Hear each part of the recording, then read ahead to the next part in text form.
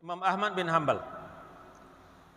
Nama dan nasab dari Imam Ahmad bin Hambal adalah Ahmad bin Muhammad bin Hambal bin Hilal bin Asad al-Marwazi al-Baghdadi. Beliau lahir di Baghdad. Rabiul Awal. Jadi Rabiul Awal ini banyak orang-orang ulama yang lahir nih. Rabiul Awal, Rabiul Akhir, Rabiul Awal, ya kelahiran Rasulullah juga. Kemudian para imam mazhab juga banyak yang lahir di Rabiul Awal. Tahun 164 Hijriah. Jadi kalau kita lihat beliau ini bertemu nih dengan Imam Syafi'i. Ya, beliau bertemu dengan Imam Syafi'i. Dan bukan hanya bertemu tapi berguru dengan Imam Syafi'i. Wafat pada hari Jumat Rabiul Awal 241, jadi beliau lahir 2 Rabiul Awal, wafat juga Rabiul Awal. Rasulullah lahir Rabiul Awal, meninggal juga Rabiul Awal ya.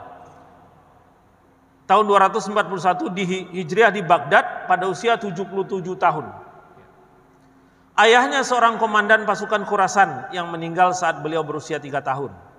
Hafal Al-Quran umur 15 tahun.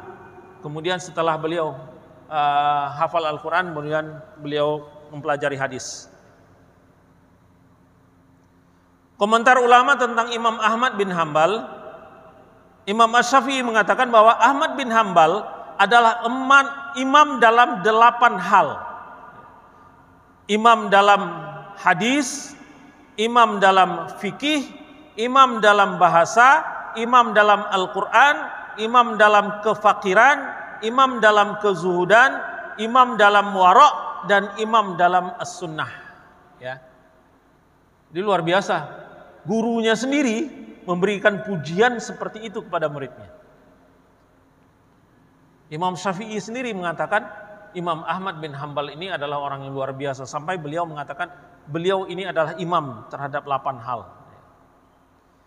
Ibrahim Al-Harbi memujinya, saya melihat Abu Abdillah Ahmad bin Hambal seolah Allah gabungkan padanya ilmu orang-orang terdahulu dan orang-orang belakangan dari berbagai disiplin ilmu.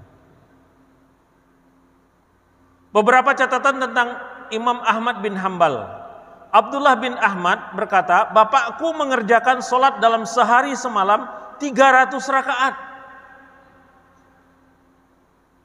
Setelah beliau sakit dan tidak mampu mengerjakan sholat seperti itu, beliau mengerjakan sholat 150 rakaat. Masya Allah. 300 rakaat sholat malamnya. Kalaupun itu masih dalam keadaan kuat. Setelah dalam keadaan sulit, barulah beliau sholat malamnya 150 rakaat. Bandingkan dengan kita lah. Jauh banget.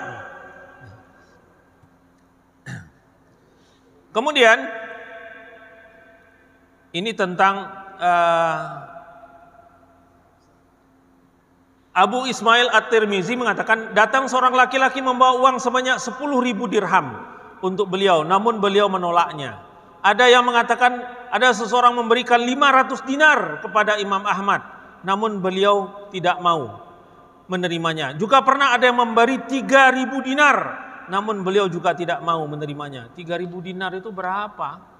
1 dinar itu 4,25 gram.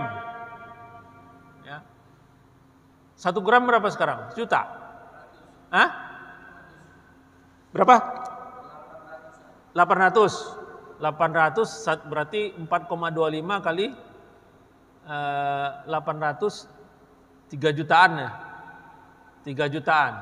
3 juta kalau 3.000 dinar berapa itu? Miliaran lah ya.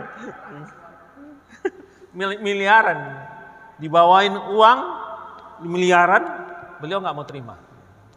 Kalau kita buru-buru dah 100.000 aja diembat. Baik. Itu keempat imam mazhab ya. 4 imam mazhab. Kita sudah jelaskan secara ringkas saja. Mohon Bapak-bapak nanti WA atau buku yang saya kirimkan tolong dibaca. Lebih enak bacanya, lebih tenang-tenang daripada buru-buru seperti ini, ya. Kemudian mazhab Hambali. Mazhab Hambali mulai tumbuh di Baghdad, Mesir, dan mulai banyak di abad ke-12 Hijriah. Jadi mazhab Hambali ini memang tumbuhnya itu di Baghdad justru. Dan di Mesir baru pada abad ke-12 Hijriah. Ya, baru pada abad ke-12 Hijriah. Abad-abad sebelumnya mazhab Hambali tidak berkembang terlalu pesat. Dan mazhab Hambali ini adalah mazhab resmi kerajaan Arab Saudi, Saudi Arabia. Kerajaan Saudi Arabia ini merupakan mazhab resmi daripada mazhab Hambali. Walaupun mazhab Hambali ini lahirnya di Baghdad, tapi menjadi mazhab resmi di Saudi Arabia.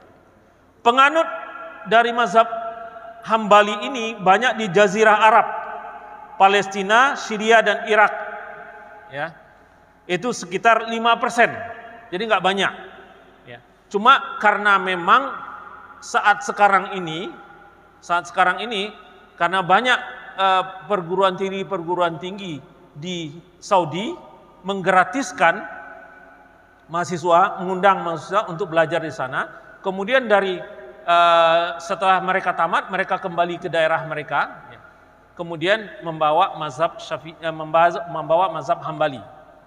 Tapi jumlahnya belum besar, jumlahnya belum banyak, yaitu lebih kurang sekitar 5% dari populasi Ahlus Sunnah wal Jamaah di dunia.